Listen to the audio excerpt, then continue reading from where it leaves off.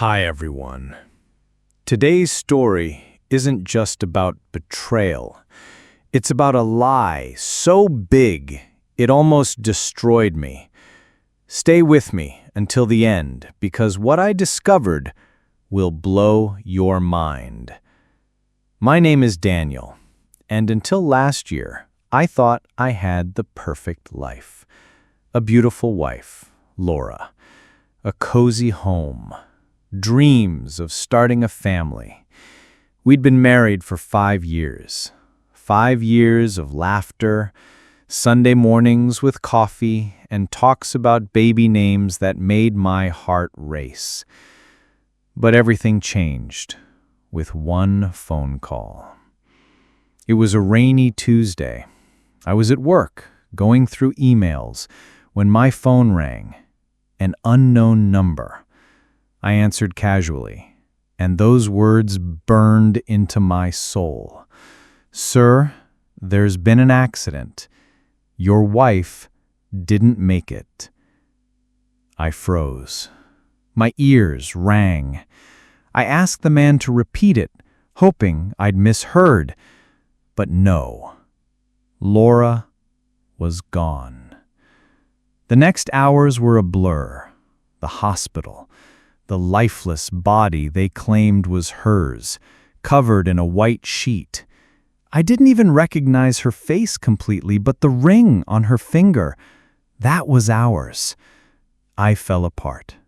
I remember dropping to the floor, screaming her name until my voice broke. The funeral came a week later. Friends, family, everyone cried, hugged me, told me to stay strong. Stay strong? How do you stay strong when the love of your life is in a coffin? I stared at that wooden box, and a part of me wanted to climb inside, to never wake up again. Months passed. The house felt like a tomb. Her clothes still in the closet. Her perfume still on the pillows. I couldn't sleep, couldn't eat. I walked around like a ghost, breathing but not living. Until one day, everything changed. It was a warm Saturday. I forced myself to go outside, grab a coffee, maybe feel human again. I walked into a small cafe downtown, and then I saw her. Laura, alive. She was standing by the window, laughing, holding a cup of coffee in one hand and the hand of a man in the other. I froze. My stomach twisted. I thought I was hallucinating. I blinked. No, she was real. Her hair, her smile, the same smile that once belonged to me. I wanted to run to her, to scream, to demand answers, but I didn't. I turned, walked out, heart pounding so hard I thought it would explode. My wife, the woman I buried, was alive, and she wasn't alone. That night, I didn't sleep. I sat in the dark, thinking about that moment on repeat. Was I going insane? Did she fake her death? Why? How? I needed answers, and I was going to get them. The next morning, I drove back to that cafe. Same time, same spot. And there she was again. Laura, my dead wife. This time, I didn't leave. I sat in my car across the street, watching, heart pounding like a drum. She was laughing, leaning close to that man, a man I had never seen before. They looked happy, like newlyweds on a honeymoon. I grabbed my phone, snapped photos, every smile, every touch, proof that I wasn't losing my mind. The next days, I followed her. Not too close, not too obvious. And what I found shattered what little was left of me. Laura had a new life, a new apartment under a different name, a new car. And that man, he wasn't just a fling, he was her new husband. They even wore rings. My blood boiled. How long had she planned this? Did she marry me just to walk away like I was nothing? Did she enjoy watching me cry at her funeral? I needed to know everything. So I hired a private investigator. Within a week, I had the truth. She staged her death. The car accident? A setup.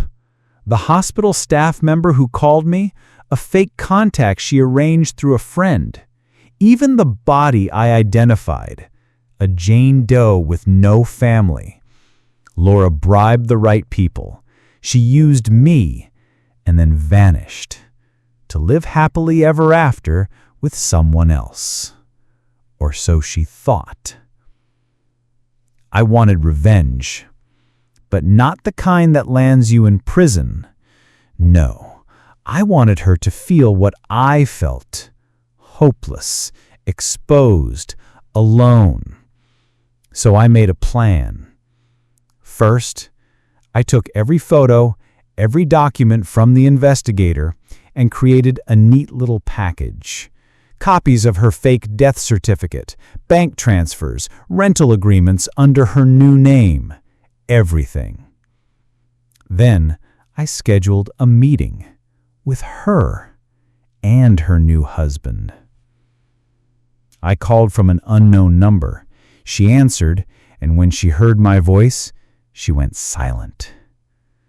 "Laura," I said calmly, "we need to talk. Tomorrow, same cafe, you and him. If you don't show, your perfect life becomes public." She agreed. What else could she do? The next day, I walked into that cafe like a storm in a suit.